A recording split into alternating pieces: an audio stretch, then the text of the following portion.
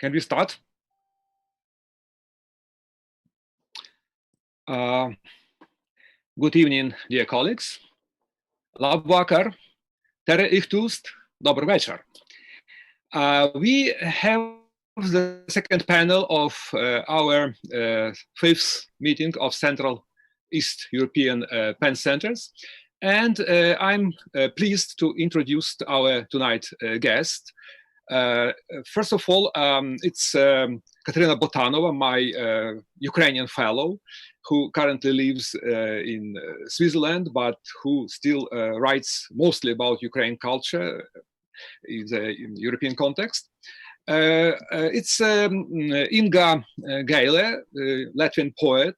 She represents Latvian Pen Center. Marketa Hejkalová from Czech Pen Center. Tomica Bajsić, Croatia, the head, if I'm not wrong, the head of Croatian Pen Center. And we also have a very important guest, Kätlin, who is secretary of International Pen and also member of Estonian Pen. Finally, Tanja Tuma from Slovenian Pen Center is our guest from Ljubljana. So we have quite a good team of six guests, and I believe that we would be able to discuss a very topical issue called cancel culture. It's very, maybe for somebody it may sound a little bit unusual, cancel culture. It's difficult to translate into Ukrainian. Subtitle is open discussion or new censorship. Subtitle, I believe, largely clarifies the title.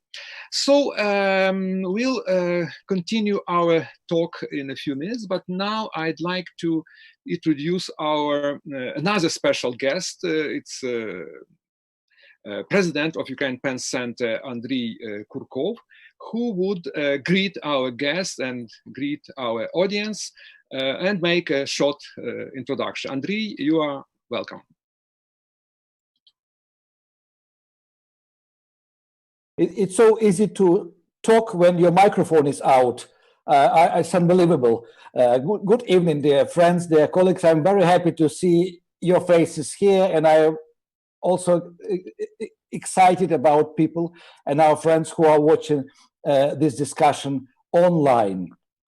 Yesterday, when I was talking about Belarus and about the situation in Ukraine, I mentioned a very fresh news from yesterday, which is not fresh anymore, about Ukrainian parliament blocking 100 journalists from attending parliamentary sessions for some strange reasons. Today, it was announced that it was a mistake. So, I mean, the attempt of censorship in Ukraine lived very short period. But it will be probably coming back from time to time because we know special relationship between the new political elite and the journalists. At the same time, actually reading about the topic of today's discussion, I remembered my year 2015. And only today I realized that actually I have sort of wasted this year in a sense of in the literary sense. I mean, I haven't been writing. I've been doing talks, around 60 or 70 talks in different countries, explaining what is happening in Ukraine and answering the questions which were planted in the heads of people in different countries, but by Moscow or pro-Moscow media. And I thought now that how much effort actually writers around the world are putting into explaining what is right and what is wrong. And actually, it's becoming more and more almost obligation for writers, journalists, poets to contradict the lies, to explain what is true. And all this combined with pandemic, with the situation in Nagorno-Karabakh, and situation in Ukraine, where I don't think I could imagine actually in 2015 that the war will be still going on in 2020, that we will have around 100 Crimean Tatars, among them many civil journalists in prisons in Russia and occupied Crimea. We will have about 300 or more, or nobody knows the exact actually number of Ukrainian soldiers and civilians detained in caves, actually in cellars in so-called separatist republics, but also actually a lot of Ukrainians are detained in Russia. And the role of right actually is becoming more and more political. And actually we are now discussing yesterday and today we are discussing not literature, not actually cultural exchanges. We are discussing the different means, what kind of instrument we can invent to fight against all this fake news, against the political wrongdoings, against hypocrisy, and about political hypocrisy, how we can defend the notion and the word democracy if you can invent a sovereign democracy which will allow you to put people in prison for being not actually agreed with your thoughts. So I don't know what kind of future awaits world literature, but I can imagine easily what kind of future awaits the world of future of writers and their work. So, I mean, is it a sign that writers should become politicians and forget about literature? Then who will write and who will actually describe all this nonsense which is happening in the biggest countries and the most important countries in the world? Well, anyway, I mean, it's up to you to discuss it. I will be listening to you very attentively. I learned a lot of things from yesterday's discussion and I loved it. And in fact, actually, I feel like some sort of adrenaline now when I'm not talking about characters in the novels and plot lines, but talking about actually real writers playing, I would say, an adequate political role, adequate to the situation in which they find themselves. So please have a very fruitful and interesting discussions, and I don't mind if you will not go to bed after this discussion until early hours in the morning, thinking about what you've heard from your colleagues and how can it be used to improve the world, even for a bit, for a small bit. I'm returning the words to Mykola. Thank you very much for listening to me, and now I will be listening to you. Thank you, Andrei. I'm really honored to manage today's evening. It's great honor. And first of all, I have to explain the title of our meeting, of our panel. We have chosen the theme cancel culture for the title of debate, even though we intend to address a broader topic of freedom of speech and expression. The cancel culture, I believe, is only a particular element of that problem.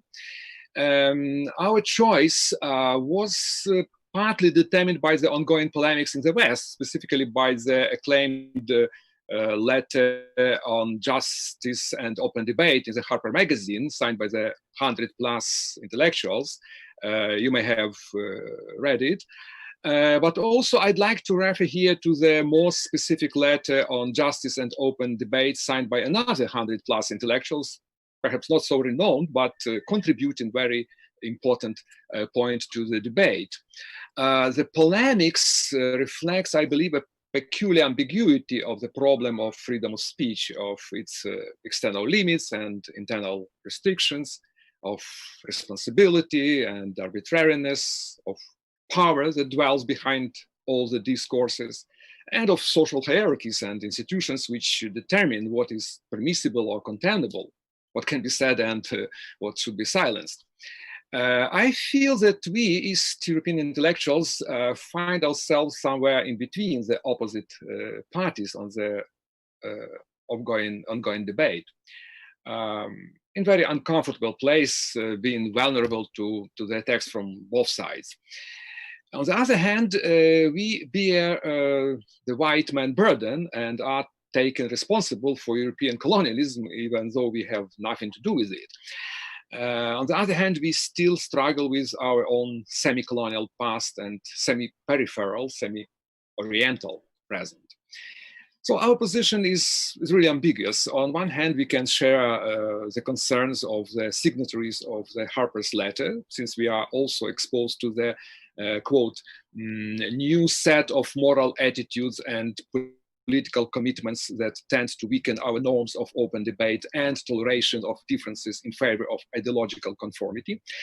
Yet, on the other hand, we cannot but feel some rationale in the arguments of their opponents, who contend in particular that the Harper's luminaries, I quote again, do not deal with the problem of power, who has it and who does not. Nowhere they mention how marginalized voices have been silenced for generations in journalism, academia, and publishing. Their nebulous concepts and coded language often obscure the actual meaning of structural inequality of different nations and social groups, different levels of cultural capital and of other resources, and therefore incomparable visibility and influence. If you happened to see Iñárritu's brilliant film Babel, you would easily identify how these structural mechanisms of exclusion, of canceling, operate at the global level. The whole set of interrelated tragedies in the film, you remember in Morocco, in Mexico, in Japan, appear just a minor footnote to the only real and visible tragedy of the American tourist couple.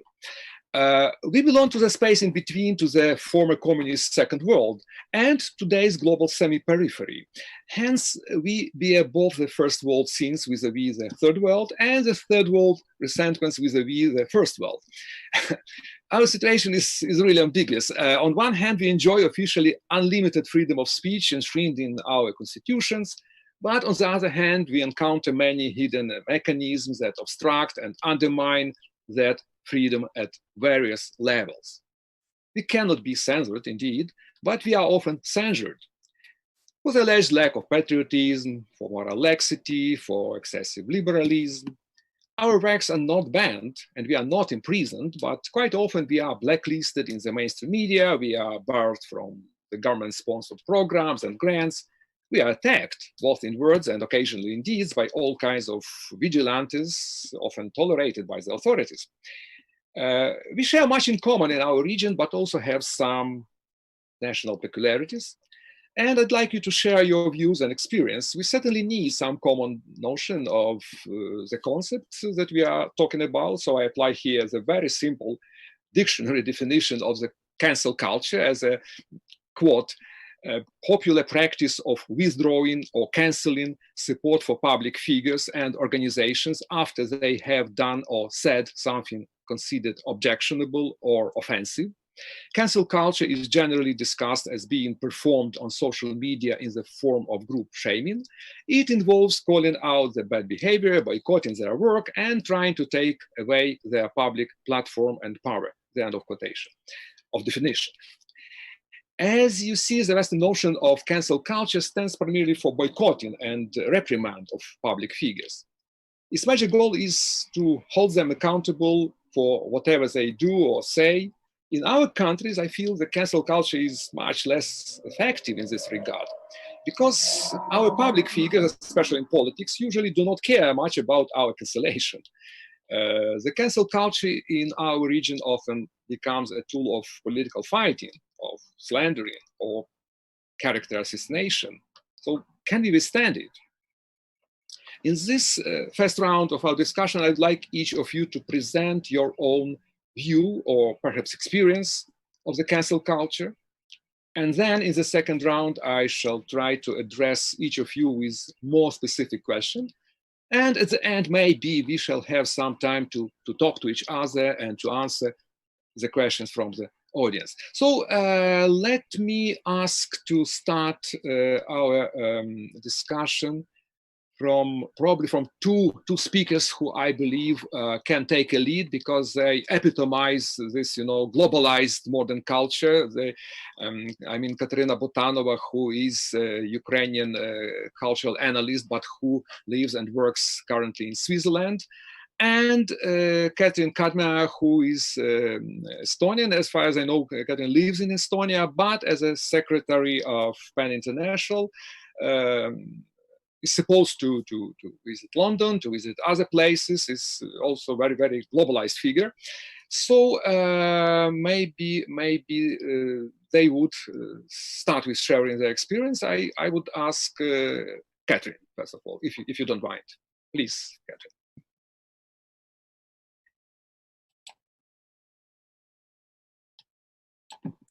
Unmute yourself.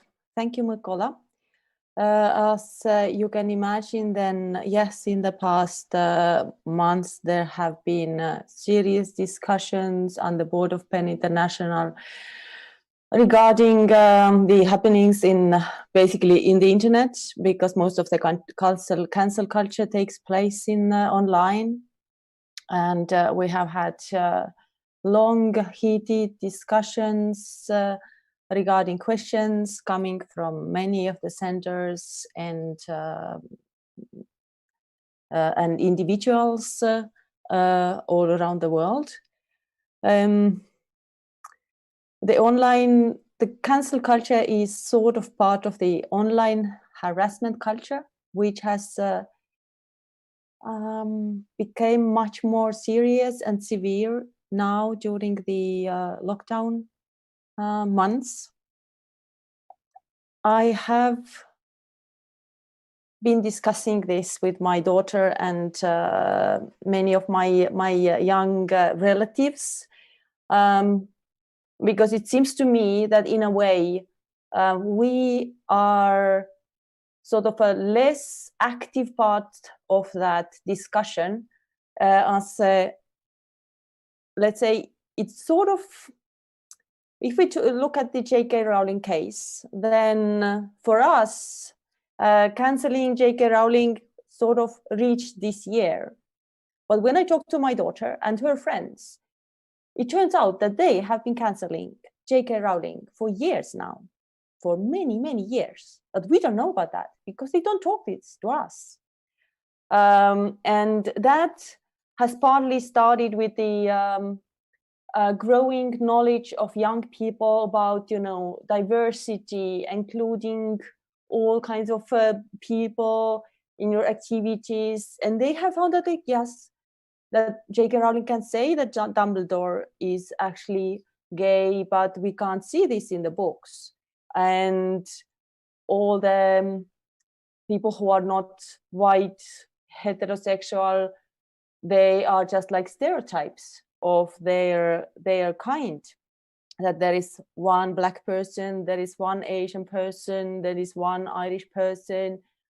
But we all remember that when Harry Potter was published, it was actually a big thing that one of the protagonists was a girl, was Hermione, and actually she is the smartest pupil in the novel. So it's sort of the historical view gets lost in the discussions of the contemporary issues, and that is one of the problems with the online cancel culture.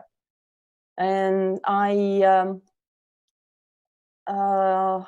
2018, many of you may remember what happened with Junot Díaz, the Dominican American writer in US Boston, who was accused of verbal attacks, misogyny, multiple instances of sexual assault by several female authors. And for a few months, it was researched. Nothing really happened. He got back his place on the board of the Pulitzer Prize and is still teaching in MIT. And at the same time, J.K. Rowling, who has not, let's say, personally hurt anyone, still there are attacks on her directly, while the other person who has attacked or has done bad things to real people in the real world is somewhere safe, and nothing hasn't happened to him. So it's sort of it's not very well balanced when it comes to the gender. Yeah, and when you talked about the public figures that it's often connected to public figures, but I think for us, maybe the public figures are more politicians, and it's not really possible. In Estonia, we right now also have a partly far-right government, which is trying to do horrible and bad things, not on the level of Poland, but they're trying their best. But it's not sort of possible to cancel the politician, because you cannot start ignoring what they're doing. You have to act. Today, actually, there was a case that to one of the government buildings, people took 100 cakes as one form of protest. Exactly, we have a cake protest. So it's a very long backstory. I'm not gonna talk about that. But this canceling has, as I said, it's an online issue, and whatever you have posted online will stay there. It's very easy to fake something. It's very simple to make fake photos and post them online. It's very, if you have ever done anything online, any Twitter, any blog post, it's out there, especially if it's in English, and people change. But what I wrote in 2010 may not be what I think in 2020. So people will go and find this thing from 2010 or 2005, and they will use this against somebody. And this is one of the things that's happening with the cancel culture. So it's becoming very personal. And to be honest, like making like fake photos, my daughter could do that when she was 10. So it's not a problem for this generation, and for them, public figures are YouTubers, for example, and even more now with the lockdown, young people do not feel connected to their parents. They do not feel connected to their families. They do not feel connected to their friends because they have so many conflicts, and they see a YouTuber who is somebody who is. They don't know that there is actually a team behind this person. He tells them stories or performances, and there is a team behind that. And they take this YouTube person as their personal friend. So they actually sort of trust this person more than they trust their own people. And that creates problems on another level. And if that person then does something they do not like, then the attack is very vicious. And that way, the cancel culture really has sort of virtually killed many individuals and performers online. So this is something that's not really, it's never happened in Estonian culture as far as I know. So maybe I will shut up now and pass the word on to the next speaker. Thank you. Thank you, Kateryna. Now I'd like to pass the floor, or probably to the screen, to Kateryna Botanova, who is a cultural analyst, but Kateryna also has very, very extensive, I believe, experience of culture management. Kateryna was director of Ukraine Center of Modern Art, and I remember there were a lot of conflicts around, a lot of controversies, I would say, around some exhibitions. I believe that there are less controversies now in Basel where she works, but still I believe that Kateryna encounters all kinds of these problems, and maybe would share some experience with some views with us tonight. Kateryna, you're welcome. Thank you, Mykola, for passing this screen to me. I pick up the screen, and I will also happily pick up on this notion that Kätlin just shared about literally, what was it, 15 years ago when the first book of Harry Potter was published, right? It was something around 15 years ago. And yeah, it really was quite an outstanding thing that one of the main characters was a girl, not a woman, a girl. And I think it's important to remind ourselves nowadays how certain things were surprising just basically very recent time ago. how certain social norms and public norms are changing fast, but on the other hand, not fast enough. Because today, for example, we're having a huge debate with my son, who is 14 years old, who, some time ago read the whole Harry Potter, about whether it's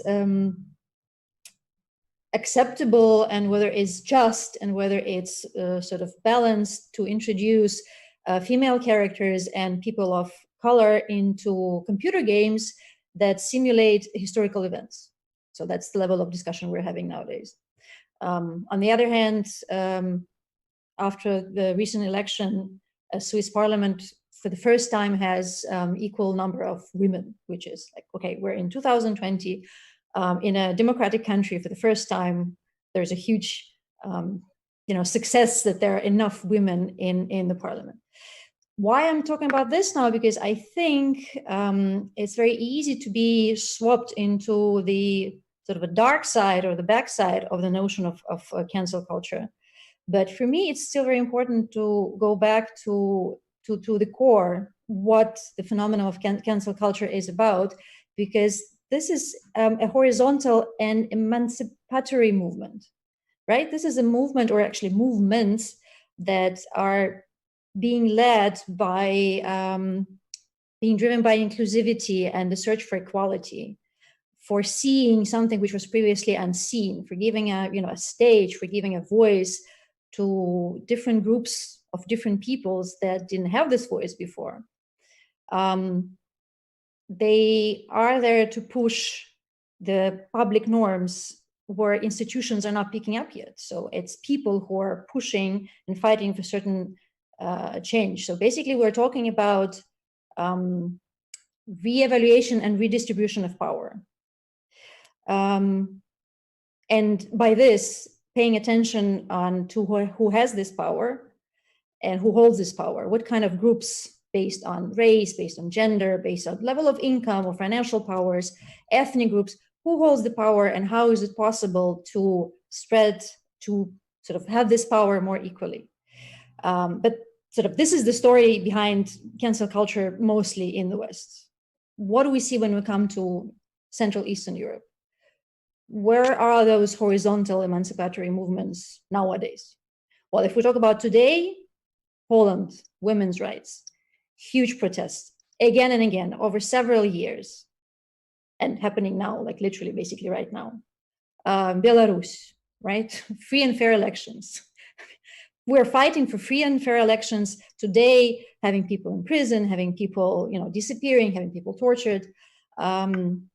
If we look at our countries, if we look at Ukraine, LGBTQ, migrant, religious freedoms, we're a bit share this, right? So we do have horizontal movements in our countries, but they're not canceling anyone. They're not succeeding somehow.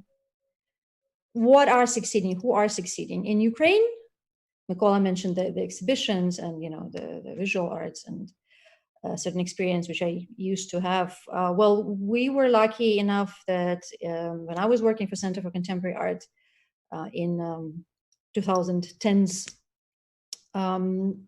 we didn't have that many events or positions where we had to face real violence, but I have quite a lot of colleagues in different art fields in Ukraine who faced very real violence, some of that some years ago and some of that just recently. What are we talking about? Again, nothing new. We're talking about right-wing thugs that physically come into the spaces and harm people and break artworks and trash the spaces and disrupt public discussions. And today in Ukraine, it's enough not even to physically, barge into space. You can just sort of send the threat online or just voice the threat, and it's enough to cancel events, to silence people. The key to success in Ukrainian case, of course, it's not the only one, but I think it's an important one, is it is happening with a direct or indirect support from authorities. It's either police, which is not interfering, or kind of prosecution, which doesn't pick up on the case, or often, unfortunately, it is quite a direct connection to the weaponized groups connected to our eternal, seems to be so, Minister of Interior. Very concrete, unfortunately, I think, example of such a case is what happened to PEN Ukraine just this spring, and Mykola can maybe tell more about it, when there was a plan to have a discussion about the cultural cooperation or cultural relations or possibility of cultural cooperation with Russia, between Ukraine and Russia. And it was canceled literally the last moment, I think the day before or something, because of the threats of the right-wing activists, then joined by right-wing groups, and then supported by quite conservative, or we can say maybe careful, members of Ukrainian cultural community. What do those cases have in common, those stories? For me, it's important to underline that we're talking about not widening the space, right, but narrowing the space of discussion, not including people, but excluding people, not introducing the dispowered groups or the dispowered voices, but basically hijacking a public domain for the interests of very certain groups having a physical or symbolic power. So I think it's important to say that we're not talking about cancel culture here, and maybe it's important to distinguish and really call the phenomena the right names. We're talking about the conservative turn, and this brings Ukraine closer to the colleagues from Central Eastern Europe, and I'm definitely not happy about it. I think we're not all happy about it. One important sort of moment for me also is that what the cancel culture is about is connecting, is building links between political and symbolic power and financial capital. And what happens in Ukraine is basically disconnecting the symbolic power and economic power. And this allows the current authorities, for example, the authorities that are in Ukraine in the last year, allows enormous abuse of power, as long as symbolic power is either not really cared about or is played on the stronger side. So to cut the long story short, because I can definitely talk more about it, I do think that in Ukraine, we need more of a cancel culture. We really, really need more attention to those groups who have power and to the way how this power is being executed and who, why, and in which way is being excluded from having any access to power, to having access to having a voice being heard. And Mykola, you were very rightly, I do support you completely, mentioning the decolonial narrative. I also find myself often in the situation when I have to sort of explain or feel to which extent I am white, but not responsible for the oppression. Like, am I white at all, or am I describing myself as an individual, as a I don't know, cultural activist? Do I describe myself in a different way? But I do think that if we in Central Eastern Europe want to make our decolonial narratives heard more, if we want to be the different kind of white people, not the oppressive ones, not the ones responsible for atrocities, I think we should stop behaving like ones. Thank you. Katya. Now I would like Tanja, Tuma to intervene. I happened to read your essay, very nice essay, very interesting essay, where you argue that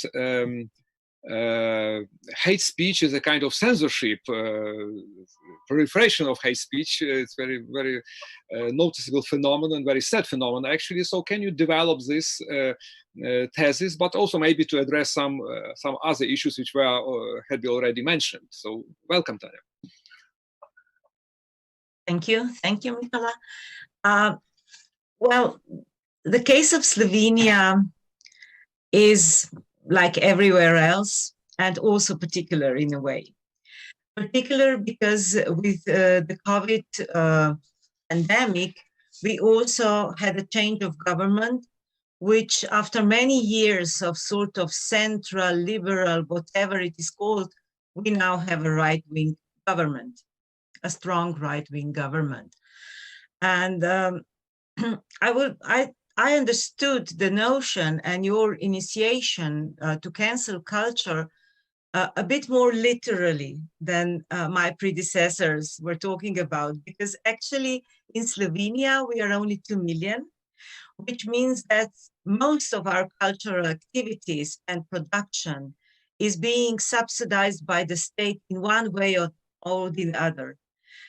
It's other foundations. It's, for example, the book production is subsidized and promoted by the book agency.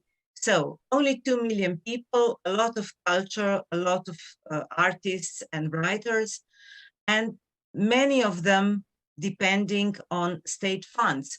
So when the new right-wing Minister of Culture came to power and started to work, the first move was to cancel the fundings, to stop, to freeze the funds, to freeze the payments, particularly for movie makers. They are frozen now for months. They don't know how to go on.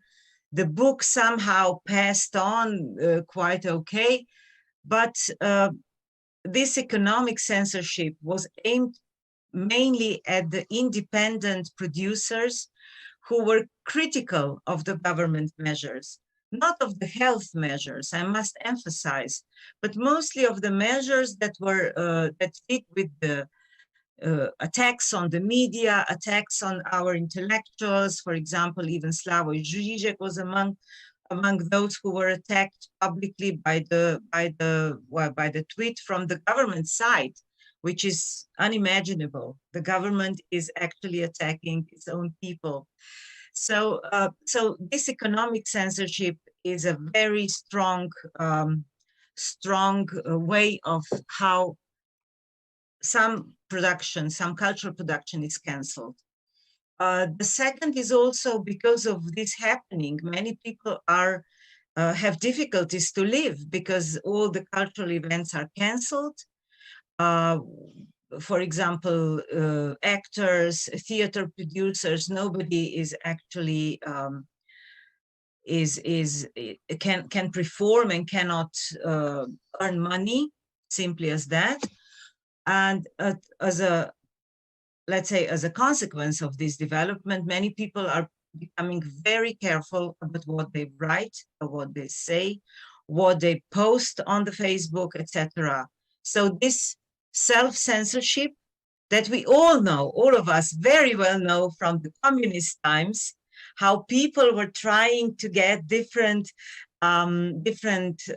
messages between the lines so that the authorities would not understand and they would still not go to one of the Tito's gulags or another gulag.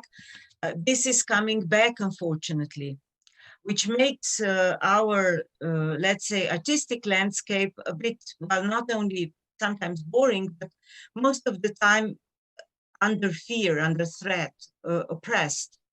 And the third, what you mentioned at the beginning, Mykola, is hate speech.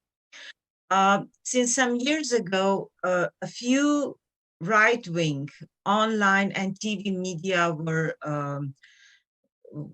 founded and started to operate, and immediately they went on attacking the intellectuals, female politicians, artists, writers, philosophers, like our vice president of PEN, Botanova, it's like a regular customer to be attacked on those media, and also Svetlana Riabchuk for not being of proper Slovenian origins. So these attacks are really vicious, and these smear campaigns, well, they couldn't shut up Boris or Svetlana, but they shut up many other people. You know, if you write, if you end up in all these media, and you're always publicly shamed in a way and attacked, it's difficult to create and it's difficult to be free. So in Slovenia, all these developments are being also criticized, of course. And for 30th, I don't know how many, 32 or weeks in a row, every Friday, people protest. Either they go on bicycles, they bike through the center of town saying this is not a good government, we should change, leave us our liberties. There was also a women's march because our Catholic Church would like to follow the Polish example, but somehow we don't let them. So Slovenia is under stress. And when you pose this title, cancel culture, I think cancel culture, critical culture, means cancel democracy. Democracy is the only system that actually should support its critique, should support the freedom of press. And I would like to end with a little, with a few verses from Boris's poem, because it's very nice to think about these things in such a way. He says in his poem, "Freedom is an unknown road. Here at our threshold, freedom is a voice, deadly fragile and superb. Freedom is a verb, freedom is a verb."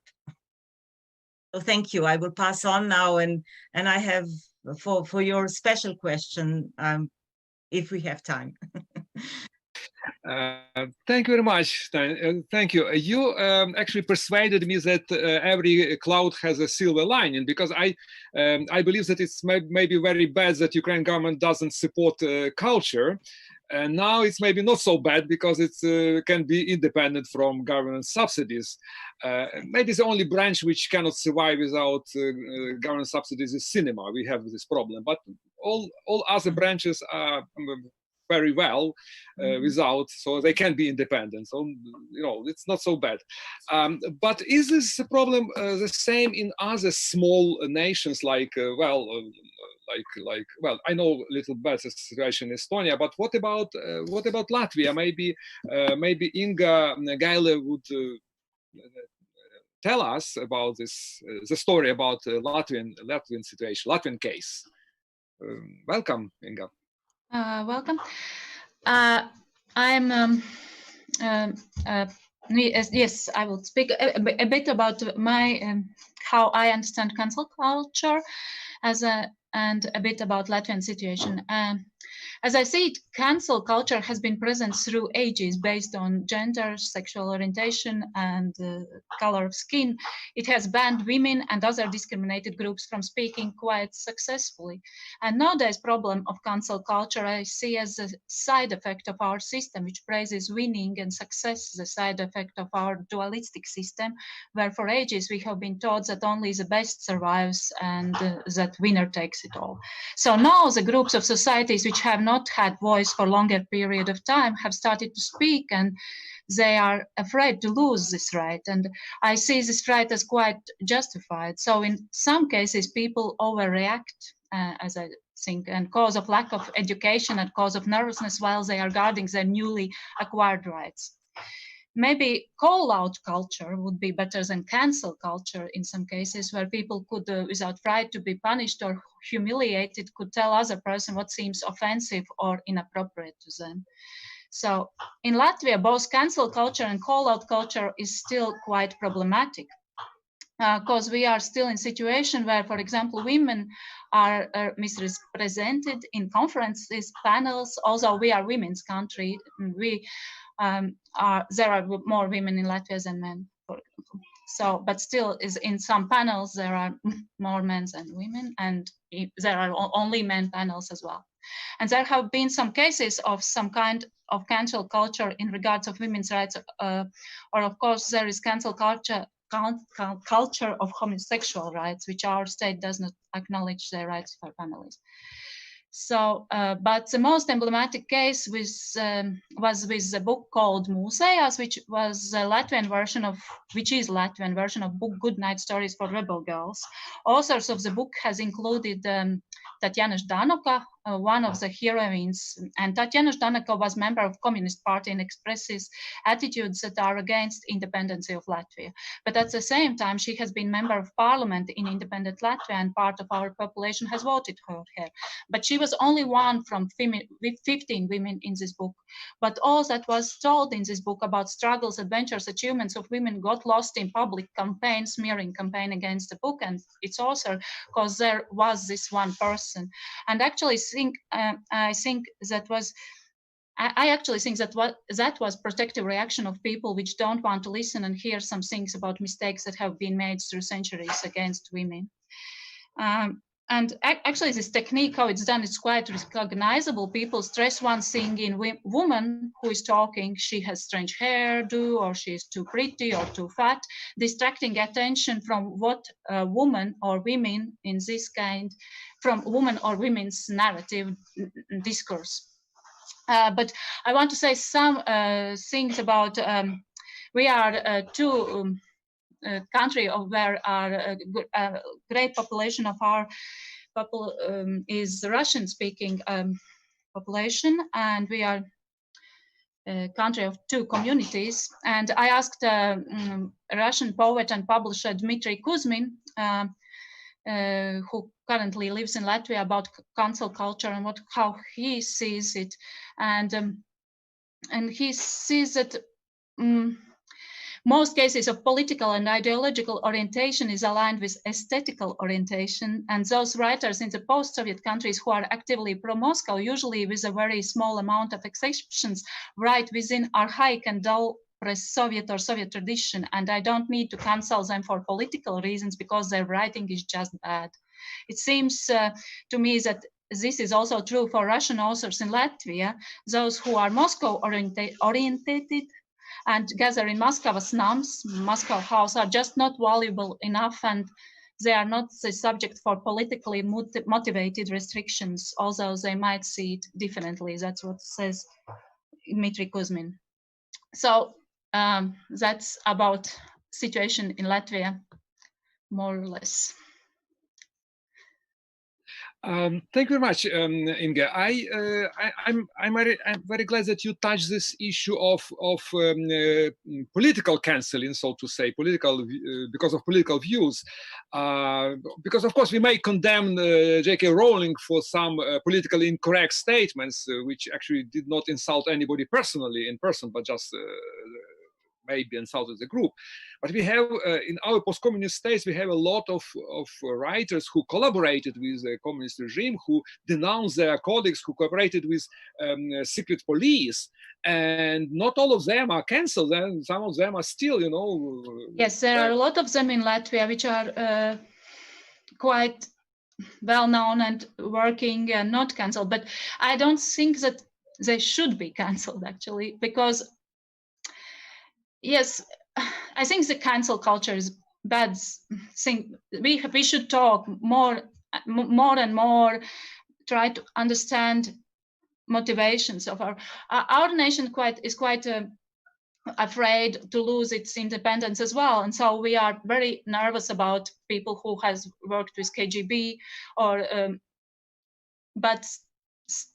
about losing our language and about Russian-speaking population. But still, I think, yes, I think that we should be more and more, try to be more and more open and talk about different experiences, of course, and implement in legislation, talking about rights of people, and that people can't do their bad stuff, to implement it in legislation. But in culture and in public speaking, we should be more and more open, and be more open to different points of views, even if they are against ours, like communist or even pro-Moscow. Thank you. So it's probably good time to pass floor to our Czech colleague, Marketa, please. Hello. So you spoke about, Mykola, you spoke about writers who collaborated with communist secret police. Unfortunately, we in Czech Republic have such prime minister, but I don't want to speak about politics, about Czech government. For me was very interesting what Kateryna Botanova said about the power, about the mechanism and transparency and intransparency of power. But I want to say anything other. I think people from our region and people of my generation, we have experienced communist oppression and the time, sorry, when was absolutely no freedom of speech and when we could not express our opinions, and we should respect very much. Freedom of speech is very important, very great value. The problem in Czech Republic, on my opinion, is that we forget this, how important is freedom of expression, and it means we don't respect other meanings. It was what Inga spoke about. I think it should be even our message from Eastern Europe to maybe our Western colleagues about cancel culture.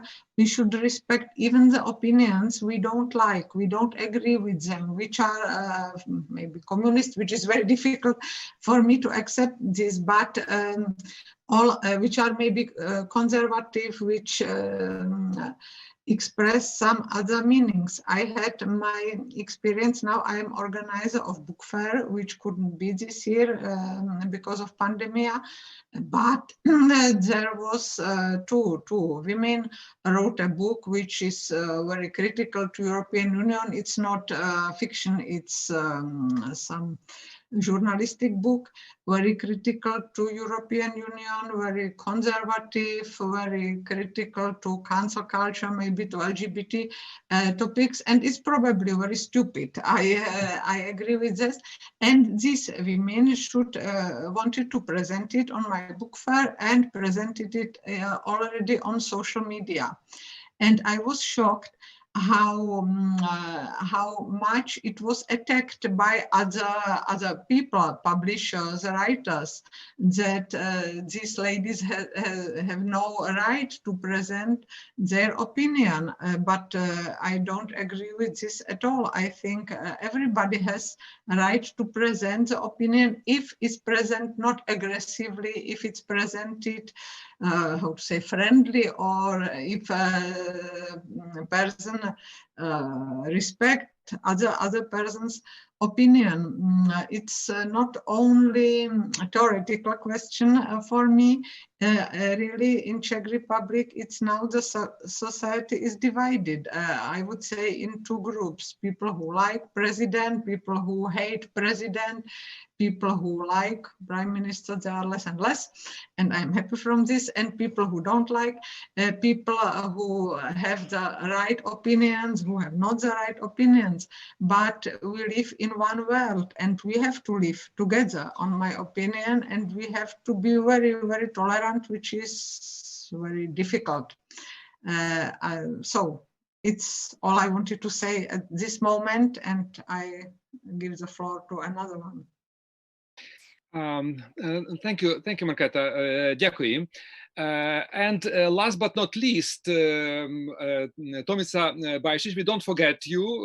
You are here, I see, and I hope you did not exhaust all the topics, all the problems, and you may have you may contribute something to our debate. So please shed light on at the Croatian case. Thank you, Mykola. I very much agree with Marketa that we who come from the former communist countries have to be especially sensible towards the human rights. Our society is divided, I think, as the Czech also, but it is that we were born cancelled in a way. So it is from communist countries, we have a long history of cancelling from the society or erasing the person from the collective background. So even from youth, so we have this experience. So you were like, you could be persecuted in the name of the people, as an enemy of the people, and so on. So that is collective. That is that I distrust this collective conscience towards the person, because somebody who is a part of the collective, he can condemn anybody, and he's not guilty of anything because he belongs to this collective. That's what we learned during the communist era. And so, of course, our generation, my generation, is generations of war, of defense from aggression from Serbia and Montenegro and Croatia and also Bosnia were victims of that aggression. And we have this, we have also this strong experience that you share of that unacceptance from some European Union councils or anything, that we had to go through this. So our youth, like students, was cancelled in a way. So we could not go and to study painting and so on. We had to go to war to defend our country. So, and after the war, what we have, it is this post-trauma that is even deeper than this anxiety, that is even deeper than the war itself. It leaves many wounds. We have, people like 3,000 war veterans committed suicide. People are just got lost, and then, of course, it is the field where it is the good field to make strong divisions, to make new groups, collectives who are against each other and who dig against each other, and it happens a lot on the social networks. I will just say that we also have other forms of cancellation of books. That also it is important, because how people are schooled. So people do not talk more about the books. We have this thing that books were, along with authors, were cancelled, and not by the state. It was cancelled by the media. So further newspapers and later electronic media was cancelled one by one. Culture, content, book reviews, essays, literature pieces as unnecessary, since that content was marked as non-profitable. No time for reading, many say now, not even one book in a year. So to appear in media, book is often wrapped up in some ideological agenda, political scandal, or public controversy, as to make the theme non-reader friendly, lessened by literary content, but more comprehensive to public. So cultural dialogue based on mutual understanding, diversity, and respect for different opinion hardly grows from within such an environment. And media personalities also cancel a person in their column or program in the name of the house policy or the politics they represent, or their followers or the party they go for. And the persons are hardly able to respond. So you know this also. So, but while canceling the literary content, media embraced anonymous comments, multiplying the profitable clicks. So out of this avalanche, a lot of hate speech flourishes over social networks to everyday conversation and even to the parliament.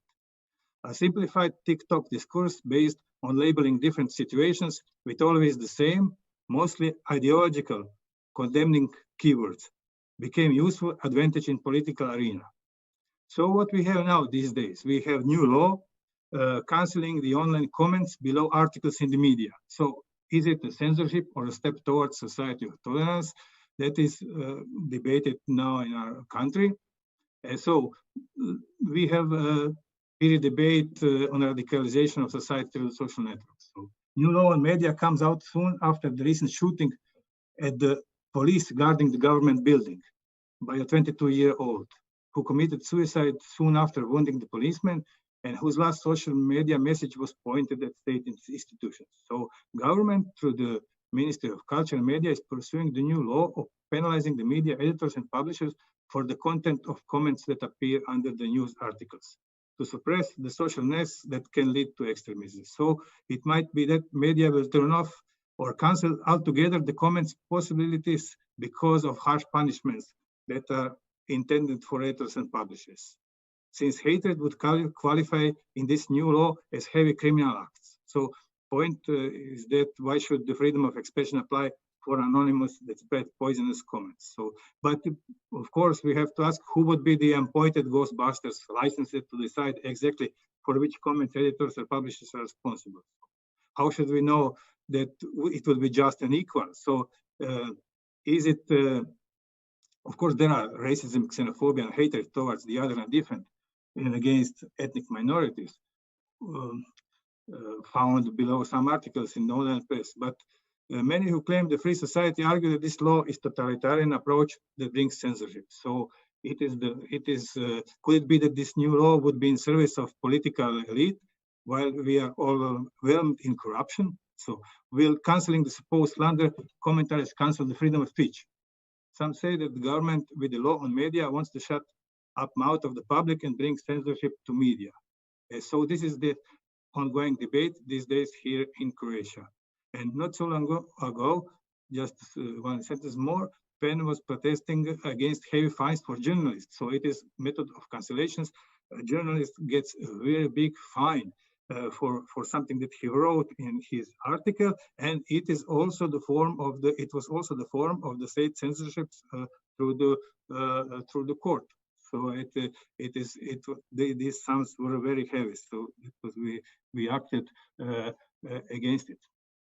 Thank you, Tomica. Thank you very much. Thank you. And now we have the second, I hope, the shorter round. Please be shorter.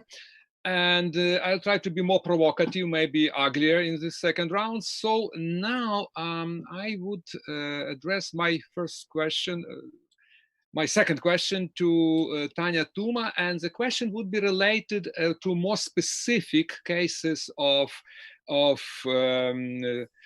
canceling, culture canceling, because I'm a little bit puzzled with this ostracizing of people for political correctness, which might be political incorrectness, which might be right, actually, in case of Rowling, case of Polanski, case of Handke, it's okay. Probably they deserve it to be ostracized. But at the same time, the people who did much worse things are basically tolerated. And I just want to refer here to one case, which actually occurred 2 years ago. There was a presentation of Prilepin's book, Russian writer Prilepin, books in Slovenia, in Ljubljana, in the book fair. And we asked organizers, on behalf of Ukraine PEN, we asked organizers not to do this, not to advertise a person who is not just politically incorrect, but who is basically international terrorist, because he traveled to Donbass. He participated in these mercenary groups. He made pictures with Kalashnikov and boasted with these pictures in the internet. He gave a lot of interviews, very, very jingoistic, very chauvinistic, with overt calls for extermination of Ukrainians, for ethnic cleansing, and so on. And this person was presented as a great Russian, as classic Russian writer, and so on and so on. There was no reaction followed from organizers. Unfortunately, no reaction from Slovenian PEN, no reaction from PEN International Writers for Peace Committee. So it was really very depressing, because when on one hand, when I hear about oversteps and scenes of Rowling, and compare them to what Prilepin is doing, or people like Prilepin are doing, it's really absolutely dramatic.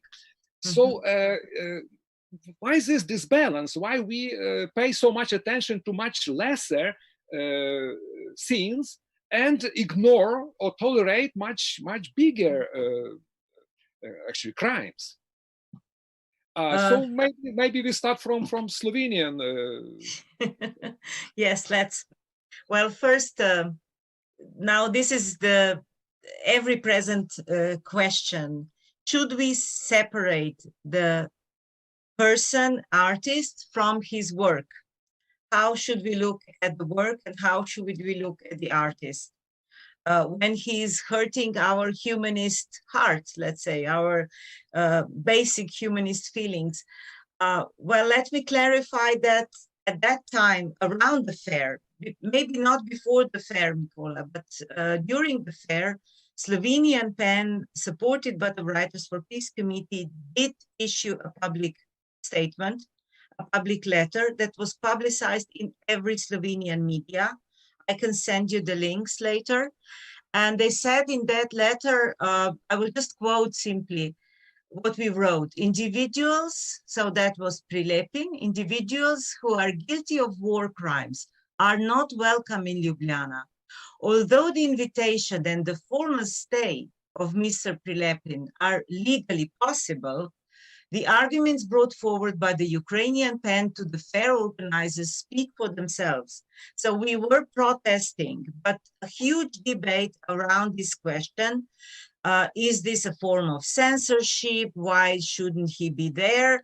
And when I spoke to people, I argued with the case of Scientology. If you remember years back at the Frankfurt Book Fair, the New Era Publishing had to change its name almost every year or every second year because Ron Hubbard's books on Scientology, on this very, very dangerous beliefs, were banished in Germany. So they changed the name, they tried to repack it so that they could appear there, but basically they were censored, they were stopped. So this kind of questions, of course, these kind of questions appear all the time. And I will just quote two more examples. The first is Dobrica Ćosić, and the now I think Tomica will get heated with this because there was a memorandum of the Yugoslavian Academy of Arts and Sciences, which was in favor of Great Serbia, of course. And after this memorandum, a lot of quarrel among the older generation of our writers appeared because, I mean, this memorandum actually kindled two political parties. One was led by Karadzic, the notorious, later notoriously sentenced war criminal. That was one. Of course, Slovenia on this side was trying to gain independence, etc. Was on the good side, let's say. But then the second time, you mentioned briefly Handke. He's Slovenian on his mother's side. He's a brilliant author. We cannot say he's not a brilliant author, but he's like Dobrica Ćosić and many, many other people. He's a denier of the Srebrenica genocide, which today is, I mean, it's proven, it's undeniable, it's something atrocious like Holocaust. And as such denier, in spite being brilliant, I must say that nobody reacted in Slovenia in a negative way. There were no public statements saying the Nobel Prize should not be awarded to this person because he's denying something like that. And if we have one more minute, I would just like to read Slavoj Žižek's statement on this issue. Do we have time or shall we pass on? Mykola, I don't know. Yeah, well, let's read it because it's quite, I mean, it's Žižek's way. In 2014, Handke called for the Nobel to be abolished, saying it was a false canonization of literature. The fact that he got it now proves that he was right. This is Sweden today. An apologist of war crimes gets a Nobel Prize, while the country fully participated in the character assassination of the true hero of our times, Julian Assange. Our reaction should be not the Literature Nobel Prize for Handke, but the Nobel Peace Prize for Assange. So Handke is such a shady figure as your Prilepin, maybe not physically as Prilepin. He was part of the fights, but in spiritual way, it's not a good move, I would say. Okay, thank you, Tanja. I'd like to emphasize that we never asked, never called in anybody for banishment of any books. I believe that all the books can be published and should be published with proper comments. It's absolutely, absolutely standard. We only protest against public promotion of people, of persons. I know. So we should distinguish, because of course writers may have different views. It's the art. We know that Dostoevsky was ugly, imperialist, chauvinist, misogynist, and so on. But he's of course great writer. But I agree. Political view are absolutely unacceptable. So we should distinguish it. So we never ask anybody to banish books. And actually, Prilepin is published in the United Kingdom, and publishers write about his very wrong political view, so to say. And political behavior. So that's another matter.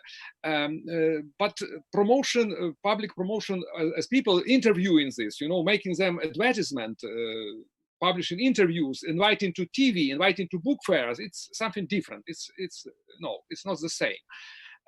This is why we were so disappointed with all these events. Actually, we had a similar problem, maybe not so terrible, but also very unpleasant problem in Bulgaria when a Bulgarian writer published a book about Crimea, about occupation of Crimea. Svetoslav Nahum published a book, and he was ostracized by Bulgarian writers because Bulgarian Writers Union is very, very Soviet, pro-Soviet. It's filled with Soviet former communist writers, and they actually harassed him. He supposed to get some support from pen-center, Bulgarian pen-center, but they also ostracized him. So it's absolutely dramatic situation in Bulgaria. And again, I don't know whether PEN International can react in such situation.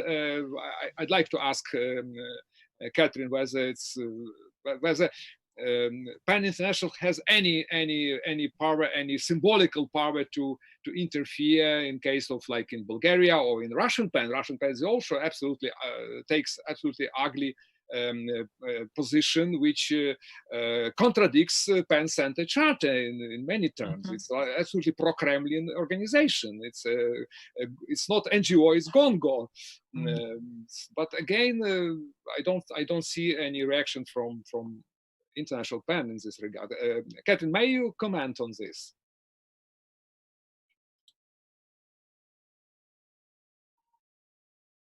I will first try to briefly comment on the topic of Russian PEN. We are reacting to their actions or non-actions constantly. This Russian PEN that you are referring to is the organization that was established by Yevgeny Popov, I understand, which is the new Russian PEN, which is not actually a member of international PEN. They claim to be, but they are not, exactly because of their actions, and they keep trolling all of us. We are under constant attack by this group of Russian writers at the office. Me personally, Karnes Torler, all Hamucha, we are all under attack. And we are standing strong for the PEN principles. Now, when it comes to the Bulgarian case, then we have 140 centers all over the world, and not everything that happens somewhere reaches us in a timely manner. So with the issue with Svetoslav Nahum did reach us. But at certain times there is so much, how do I say that, confusion and feelings connected to that it's very difficult from an outsider to find out what is going on. Because we don't speak Bulgarian. My Ukrainian and actually my Bulgarian has become excellent during these years that I have been working with PEN, and also many other languages that are connected to Russian language. And we have a case list of more than 200 writers, out of which 100 writers are in prison and in very difficult situations in prison, and at certain points we have to decide like where do we go and with which cases we work. These are very hard and very difficult decisions. So if we have somebody who is in jail in Iran on a hunger strike, and we know that the situation is very critical, if we have somebody who is in a prison in Egypt, beaten up and tortured, so we have people working at the office, quite a number of people, but for every region we have one person. For Europe right now, which I feel really very strongly about, with everything going on in Ukraine, in Belarus, in Poland, we have one person working for 2 days a week. Actually, only 1 day for Europe, the other day for MENA, because the coordinator is on a maternity leave, and we just we are really hoping and welcoming Aurelia to come back.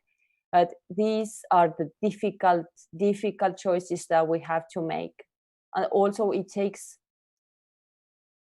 huge amount of time to find out what is going on in a pen center, and trying to find out everything. I was dealing with this personally with the case of Svetoslav Nahum, because it's connected to Ukraine. So with Olha, and we were reading all the materials as much as we could.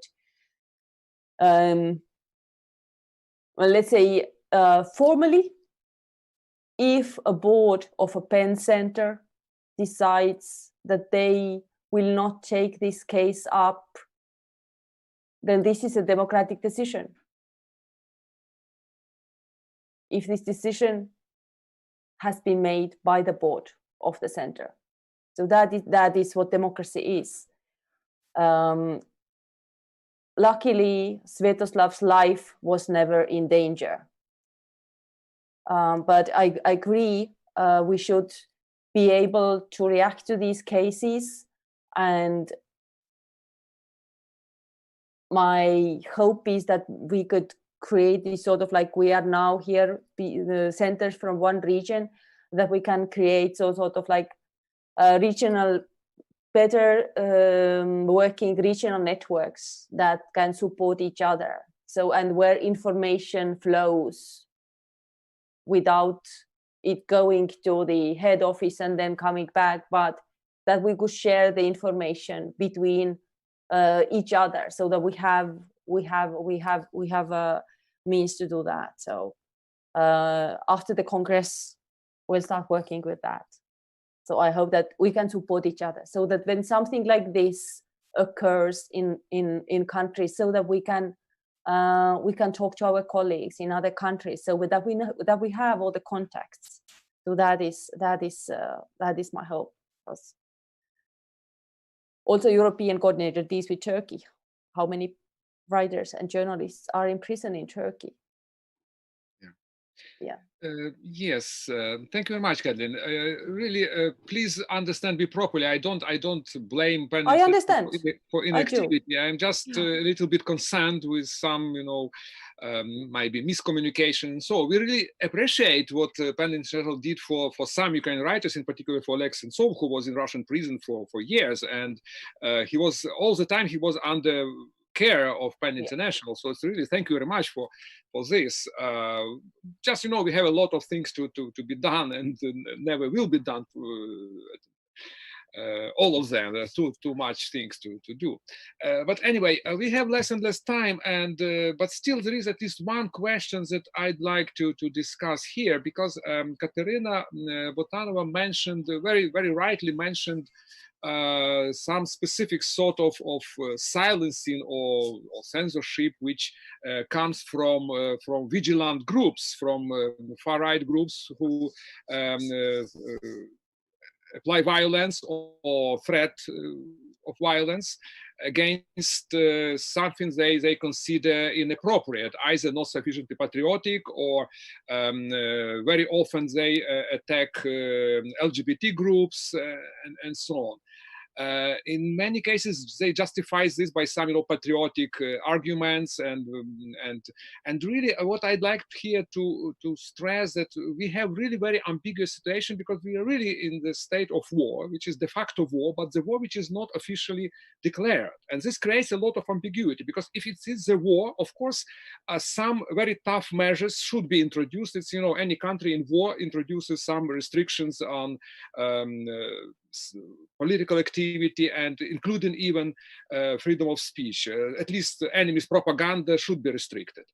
On the other hand, the war is not a state of war, never was declared officially. So again, we are now in a limbo, and a lot of ambiguity come from this. It's a hybrid war, and of course, Ukrainian government applies a sort of hybrid measures, hybrid censorship, I would say, what I call hybrid censorship, which is not censorship sensu stricto, but there are some elements of censorship. For example, a lot of Russian cultural products, films, books, TV programs are banished, but they are banished for commercial distribution, so not for personal consumption. You may import these books or films or video or whatever, but not to distribute them for money. So it's kind of, I compare this to a ban on pornography, which is not banned completely, but you have to some special bookstore, to some special sex shop, and to buy what you need. They should not be everywhere. They should not be in any show window. But consumption is not persecuted. You may bring or book the Amazon, Prilepin or Dugin or whatever. There are a lot of misunderstanding around this, and we face a lot of criticism from international watchdogs for this so-called censorship. On the other hand, we face a lot of criticism from patriotic groups, for far-right groups, because we allegedly insufficiently protect national interests. So again, this ambiguity is very harmful, and Pan-Ukraine all the time feels this very dubious, very ambivalent situation. So I'd like to ask Kateryna whether how you feel being in Switzerland, communicating with international colleagues. To what degree this situation is understood in abroad? This peculiar situation of Ukraine, which is very unusual, because not so many countries are in war, but at the same not officially in war. Kateryna, Actually, yes. there are quite many countries around the globe, if we look around, are in one or another state of war. But yeah, we're talking about Europe, right? We're looking at around us.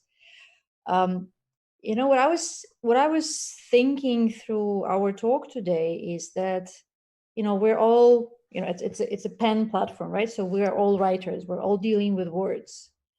And one of the main things of dealing with words is the sensitivity to different meanings, connotations, and differentiating between different phenomena and being able to call them proper names. So when we're, Mykola, when you're asking whether, international community or Western European community understands or is being able to perceive the complexity of what happens in Ukraine, my main question, but also to myself, it's not kind of blaming the victim or, shifting responsibility, but the question is, can we ourselves differentiate and be clear enough with what are we actually dealing with? Because, when we look at our talk today, I still think that, the cancel culture is something very different from censorship in the core, not in the aftermath, but in the core, something very different from, illustration, which we're also talking today, kind of in the same line, but it's absolutely not the same phenomena. We have to be very careful about what we look at. There are opinions and there are opinions. There are fact-based, experience-based, professional opinions, and there are opinions that come from out of nowhere. There are names on the opinions and there are nameless opinions. And there are two different phenomena and they should be treated differently. There is a group consciousness right? There is a mob consciousness, but there is solidarity.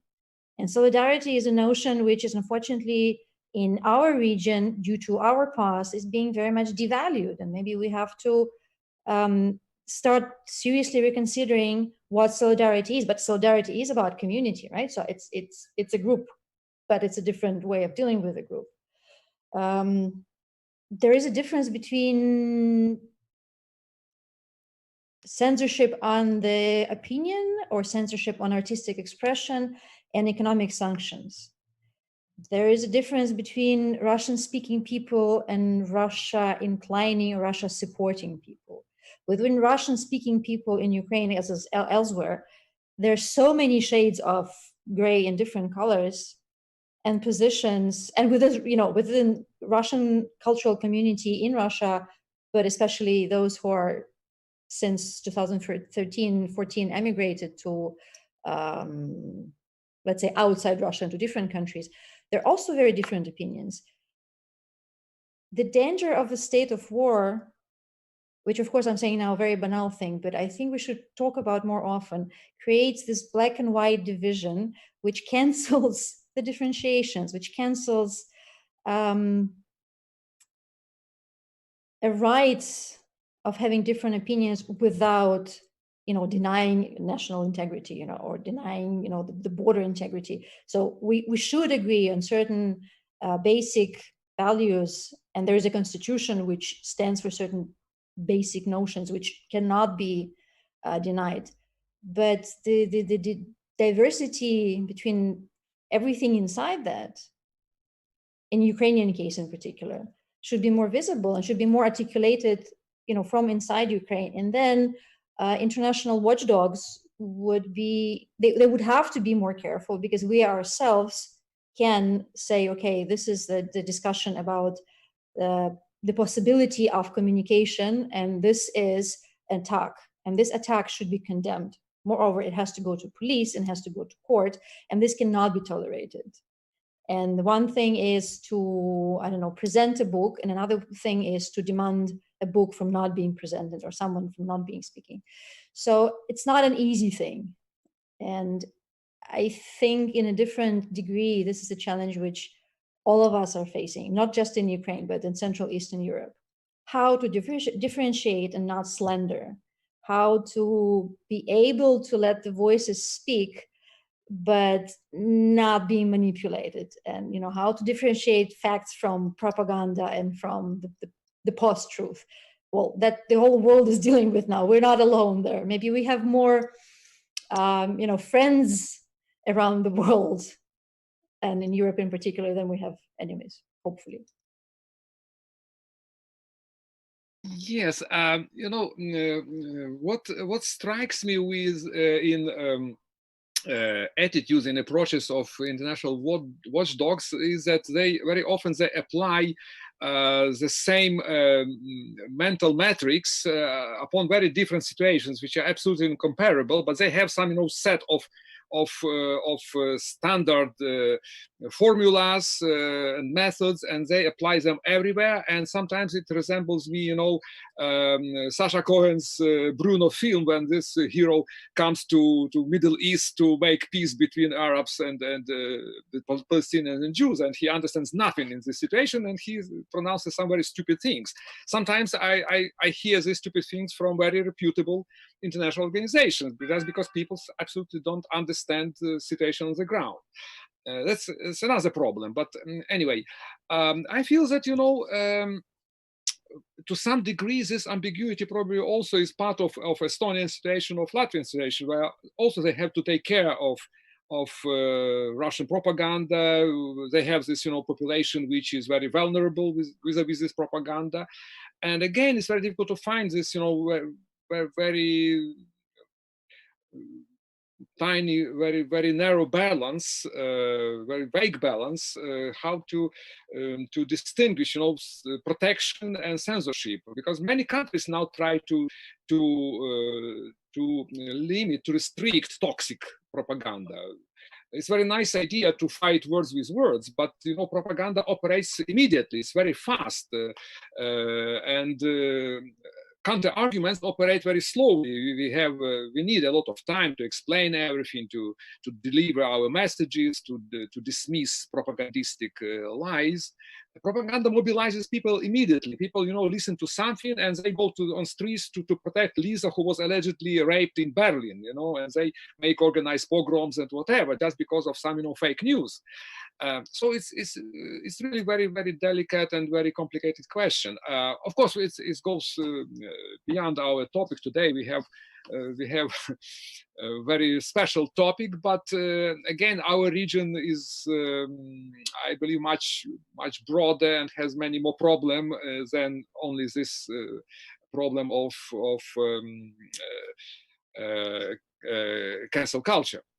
I feel that we are running out of time. We are supposed to finish in an hour and a half, but still. I'd like to ask the participants, maybe you have some more statements on the issue, or maybe you would like to ask other participants, because I see that we don't have any questions from the audience, which is maybe okay, because everything is crystal clear. I hope so. Colleagues, how do you feel? What was not clarified tonight? Raise your hands. Okay. Yes, please, Kätlin. Kätlin has one sentence to add to what you and Kateryna were saying before about going into the world and coming from this region where we're coming from. For me as an Estonian, and you grow up with this knowledge of always being, having been oppressed, and you go into the world, and actually, as you said, Mykola is also for me is one of the biggest surprises has been that I'm a white person, and I have even though we come from post-colonial situation, but I accept that completely. That's number one. I'm a white, and number two, we were colonized, and I'm very happy that actually I started talking about this in the 90s. Like, what about post-colonialism? If we apply this to Estonian literature. So now they are starting to do that. They laughed at me in 1995, and now there is the first book published on this topic. So it's not about the cancel culture, but it's about correlating with the wider world. And we are only in Europe. So even if things are badly, we are still in Europe. Yes, not maybe more difficult in Ukraine and Belarus right now, but we are still in Europe. Fine. Thank you very much. I believe that it's very, very, very good time for revaluation and redistribution of power, as Kateryna suggested. I hope that our discussion would contribute to this issue, to what she called horizontal and spread of horizontal and emancipatory movements. It's really very, very good observation, and I hope that we are also part of this. I'd like to thank everybody for tonight's contribution. I apologize that I failed to put some more questions, because I prepared a couple of other questions, but I hope we'll do this maybe on paper. I'll approach you later and ask to maybe to formulate some thoughts on paper, and maybe we'll prepare a kind of article based on our conversation. But tonight I thank you everybody, and I thank you our listeners, our viewers, and hope we shall meet again. Good night. Thank you. Good night. Good night, everyone.